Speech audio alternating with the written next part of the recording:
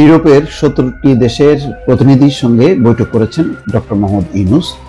তার সাথে ছিলেন পররাষ্ট্র উপদেষ্টা তৌহিদ হোসেন। খুবই গুরুত্বপূর্ণ কয়েকটি বিষয় সেখানে উপস্থাপিত হয়েছে। তার মধ্যে অন্যতম হচ্ছে ইউরোপীয় ইউনিয়নের ভিসা সেন্টার দিল্লি থেকে সরানো।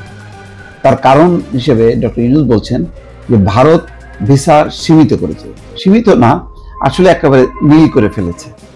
ফলে বাংলাদেশের শিক্ষার্থী সহ বহু যাদের যে সমস্ত দেশের ভিসার জন্য সেন্টার ছিল দিল্লিতে, তারা দিল্লিতে যেতে পারছেন না এবং দিল্লিতে যে তারা ভিসা আবেদন জমা দেবে সেই প্রক্রিয়াটি করতে পারছে না। ফলে শিক্ষার্থীরা ভীষণভাবে ভুগছে এই সমস্যায় এবং সাধারণ পর্যটকরাও ভুগছে। বাংলাদেশে ইউরোপের কয়েকটি দেশের ভিসা সেন্টার আছে, বাংলাদেশে বাকি অধিকাংশ নেই। এই কারণে ডক্টর মোহাম্মদ ইউনূস বলছেন যে এটি হয় ঢাকায় সরাইতে অথবা অন্য কোনো দেশে, সেসব দেশে যেতে কোনো সমস্যা নেই, সেসব দেশে যে শিক্ষার্থীরা বা অন্য ভিজিটররা যে তারা ভিসা নেবে। খুব একটা কঠিন বাস্তবতা তিনি তুলে ধরলেন। এর থেকেই বোঝা যায় যে বাংলাদেশের সাথে ভারতের সম্পর্ক এখন কোন পর্যায়ে, সেটা কিন্তু এই অনুরোধের মধ্য থেকেই বোঝা গেল। অথচ ভারতের পররাষ্ট্র সচিব আসছেন, তিনি সংকট যাই থাকুক না কেন সম্পর্ক উন্নয়নে আশাবাদ ব্যক্ত করলেন। আর পাশাপাশি তিনি ওই যথারীতি সংখ্যালঘুদের ব্যাপারে উদ্বেগ প্রকাশ করছেন। তাদের নির্ধারিত এজেন্ডা নিয়ে তারা এসছে।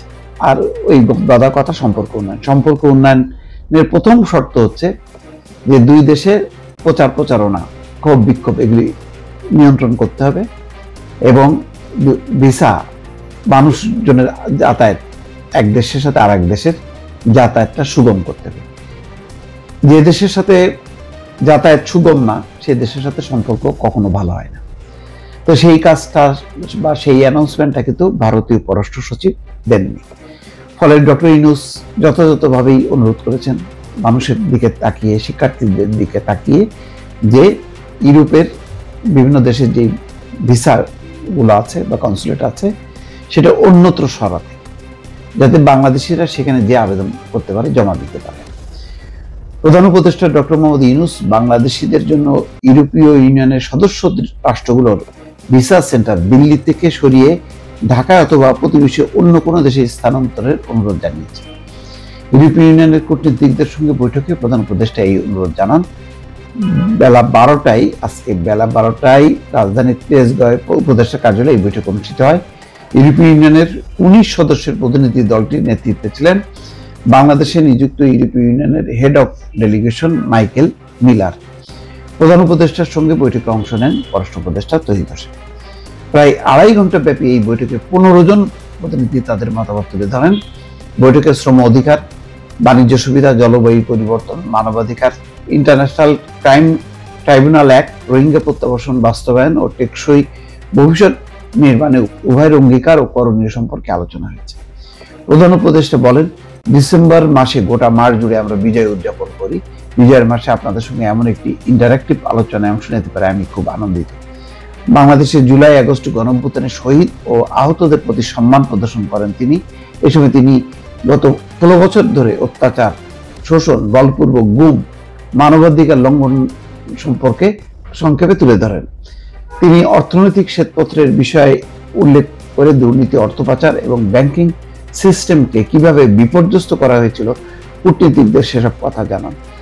বাংলাদেশ সম্পর্কে ব্যাপক আকারে অপতথ্য ছড়ানো হচ্ছে উল্লেখ করে তিনি বলেন, আমরা এই মিস ইনফরমেশন ঠেকাতে আপনাদের সহযোগিতা কামনা। জুলাই অভ্যুত্থানে দেশ থেকে পালিয়ে যেতে বাধ্য হওয়া স্বৈরাচারী শেখ হাসিনা ও তার সহযোগীরা যে ব্যাপক টাকা পাচার করে নিয়ে গেছে, তা দিয়ে তারা দেশকে অস্থিতিশীল করার চেষ্টা করছে বলেও জানান তিনি।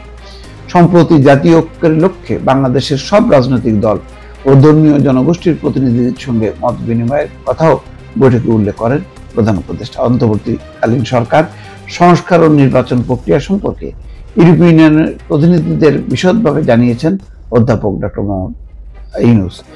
বৈঠকে প্রধান উপদেষ্টা উপস্থিত রাষ্ট্রদূতদেরকে বাংলাদেশিদের জন্য তাদের ভিসা সেন্টার দিল্লি থেকে সরিয়ে ঢাকায় বা প্রতিবেশী অন্য কোনো দেশে সরিয়ে নেওয়ার অনুরোধ জানান। তিনি বলেন, ভারত বাংলাদেশিদের জন্য ভিসা সীমিত করায় অনেক শিক্ষার্থী দিল্লি গিয়ে ইউরোপের ভিসা নিতে পারছেন না। ফলে তাদের শিক্ষা জীবনে তৈরি হয়েছে অনিশ্চয়তা। ইউরোপের বিশ্ববিদ্যালয়গুলো বাংলাদেশি শিক্ষার্থী পাচ্ছে না, ভিসা অফিস ঢাকা অথবা প্রতিবেশী কোনো দেশে স্থানান্তর হলে বাংলাদেশ এবং ইউরোপীয় ইউনিয়ন উভয় উপকৃত হবে। বৈঠকে উপস্থিত পররাষ্ট্র উপদেষ্টা তৌহিদ হোসেন বলেন, ইতিমধ্যে বুলগেরিয়া বাংলাদেশিদের জন্য তাদের ভিসা সেন্টার ইন্দোনেশিয়া ও ভিয়েতনামে স্থানান্তর করেছে। তিনি অন্য দেশগুলোকেও একই প্রক্রিয়া অনুসরণের আহ্বান জানান। সংস্কার প্রক্রিয়ার প্রধান উপদেষ্টাকে সমর্থন জানিয়েছেন ইউরোপের প্রতিনিধিরা।